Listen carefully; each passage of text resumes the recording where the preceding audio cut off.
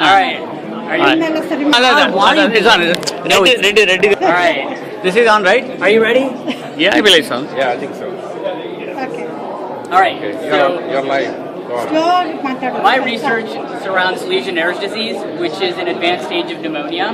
Legionella pneumophila, which is the causative agent of Legionnaires, just causes lung inflammation, which is like other bacterial pathogens that cause lung infections, like bronchitis, etc.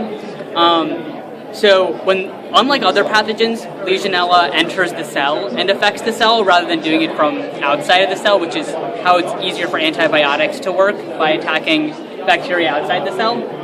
So when Legionella enters the cell, it releases a series of proteins to essentially mess up the cell's pathways and kill it eventually. Its most powerful one is called LegC7, and it's incredibly toxic when it's expressed to yeast. And so we know LegC7 affects this multivesicular body fusion with the vacuole. So this is just an organelle, and it fuses with something else called the vacuole, which is just an organelle that houses water and other nutrients and other minerals for the cell. And so in its final stage, we call this the MVB, the multivesicular body.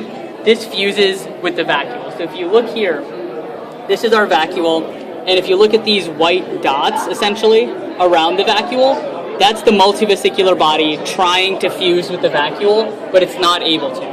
So when we expose LegC7 to a cell, it causes this type of phenotype. It prevents the fusion of the multivesicular body to the vacuole. And so that is toxic to the cell and ends up killing the cell, because it needs that fusion to happen in order for the cell to live. And so the proteins that oversee that fusion are members of the S-cord pathway. So the S-cord pathway is just the endosomal sorting complex required for transport. And so these are all the genes in the S-cord pathway. And so our research deleted one of the genes from this S-cord pathway and tried to see the effect that it had on its toxicity, so if it was still toxic. So we deleted VPS27 right here in the S-cord 0 complex. So here is just a regular spot plate. So spot plate is the framework for how all infectious disease research is done. So this BY4742, this is just a regular yeast cell. So as you can see, it's growing fine. These are just smaller dilutions of it. It's the same yeast cell. It's growing perfectly fine. When we expose it to LegC7, which is that toxic gene, it completely dies out. So we decided, let's delete a gene from the S-cord pathway and see how it affects its toxicity. So we deleted VPS27, and after we deleted VPS27, there's still growth, which means it's growing fine. We deleted VPS27 and then added that LegC7 gene, which is known to be toxic, and as you can see from that circle there and that other little bit of growth there, the cell is still growing. So as opposed to regular expression with LegC7, which is completely dead, we see some growth here, which means we can say for sure that that LegC7 is interacting with this VPS27 gene right here. So we decided to complete that screen of the S-cord pathway, because as you can see, there's almost 10 genes here, and we've only picked one. If we delete all of these other genes, will it also allow for some growth? So if you look at this spot plate here, regular yeast cell, growing fine. Exposed to LegC7, it's all dead. It's the same thing we saw here.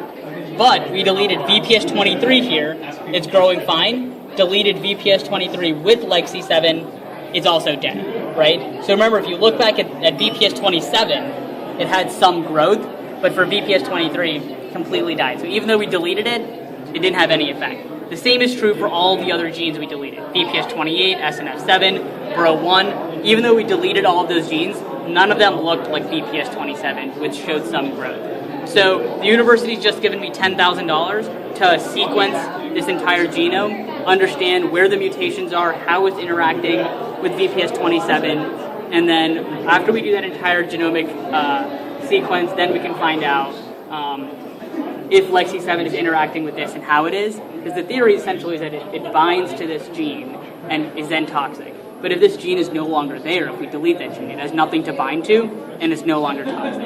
And so these essentially are all just experimental procedures for confirming that this is the one gene we need to delete in order to prevent its toxic effects. So for future drug development or pharmaceutical practices, we're going to target drug delivery to to go to this escort pathway and delete this one cell, or delete this one gene. And once we delete that gene, we believe that Lexi7 will no longer be toxic, and we have a non-antibiotic approach to combat Legionnaires disease. Because, as you know, antibiotics are overused at this point. Bacteria are becoming resistant to them, so we need a new way to attack bacterial pathogens.